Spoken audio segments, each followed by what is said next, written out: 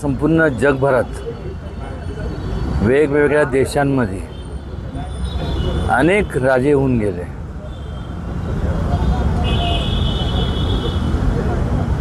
त्यांच्यात आणि छत्रपती शिवाजी महाराजांमध्ये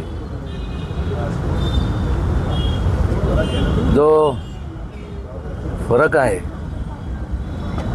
तो हा आहे की इतर सर्व राजांनी त्यांचं साम्राज्य वाढवण्यासाठी लढाया केल्या.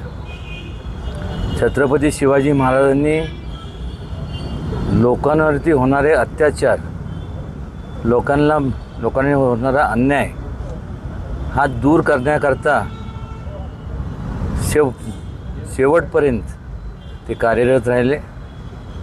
आणि त्यामुळं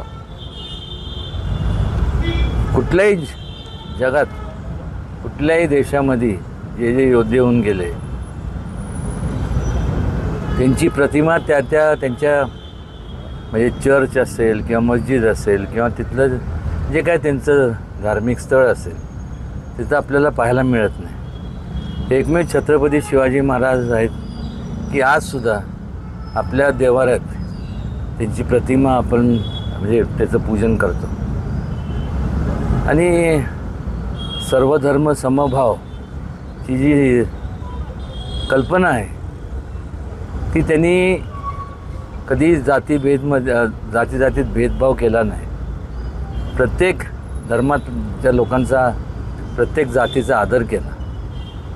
आणि किंबहुना जर आपण जर पाहिलं तर त्यामुळं संपूर्ण त्या काळात जे सगळे एकत्र आले म्हणजे गुलामगिरी म्हणण्यापेक्षा जो होणारा अन्याय त्याच्या विरोधात जी छत्रपती शिवाजी महाराजांनी हाक दिली त्यामुळंच सर्वजण एकवटले आणि स्वराज्याची स्थापना झाली.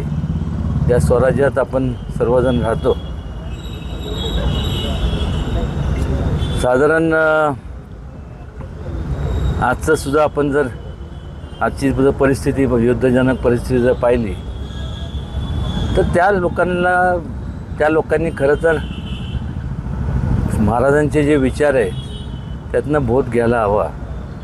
उगीच ते आता अनेक लोक मृत्युमुखी जातात आहे म्हणजे ज्यांचं लहान लहान मुले यांच्यासारखे त्यांचं अजून त्यांनी जगसुद्धा बघितलं नाही, ते सुद्धा चाललं आहे जगभरात.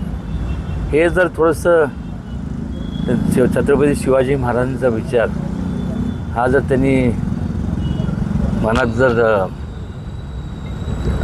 त्याचा आत्मसात केला असता तर आज जगात कुठल्याही प्रकारची लढाई झाली नसती. सर्वधर्म समभाव ह्या संकल्पनेच्या माध्यमातून हे जग जी आज दुरावस्था आपल्याला पाहायला मिळते, म्हणजे आज काय होईल काय सांगता येत नाही. अशी परिस्थिती निर्माण झाली ती खऱ्या अर्थाने व्हायला नव्हती पाहिजे. आणि म्हणून आज एवढे वर्ष 300 पुन्हा अधिक 353 वर्ष नंतर देखील आज महाराजांचं आपण आजसुद्धा त्यांची आठवण येते. हे याच्याकरता कारण की त्यांनी जे आचार विचार आपल्या संपूर्ण सगळ्यांना दिले, समाजाला दिले. बच्चूकडून काल एक विधान केलं छत्रपती संभाजी महाराजांच्याबद्दल की वतनदारीसाठी त्यांच्या सासऱ्यानेच त्यांचा वध केलेला आहे. काय सांगाल? नाही तो त्यांनी हे बघा आज कशा करता जमलं आहे, कोण काय म्हणतं त्याच्याशी मला काय घेणं देणं नाही. प्रत्येकाचे विचार असतात, काय त्यांच्या बुद्धीप्रमाणे ते बोलत असतात. त्याच्याबद्दल मला त्याचं काय स्पष्टीकरण द्यायचं नाही. लोकांना माहीत आहे उगीच द्वेषापोटी एखादं ते वक्तव्य करणं. वेतनदारी संभाजी महाराजांनी जर वेतनदारीसाठी केलं असतं तर आज संभाजी महाराजांचा इतिहास जर पाहिला तर मला सांगा ना कुठली वेतनदारी. हा संपूर्ण त्यांचा एवढा छळ करण्यात आला.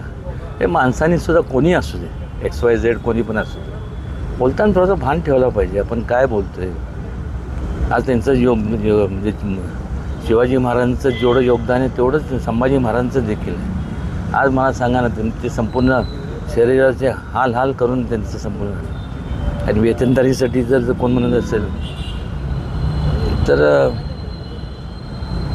काय दुर्दैवी बाब आहे.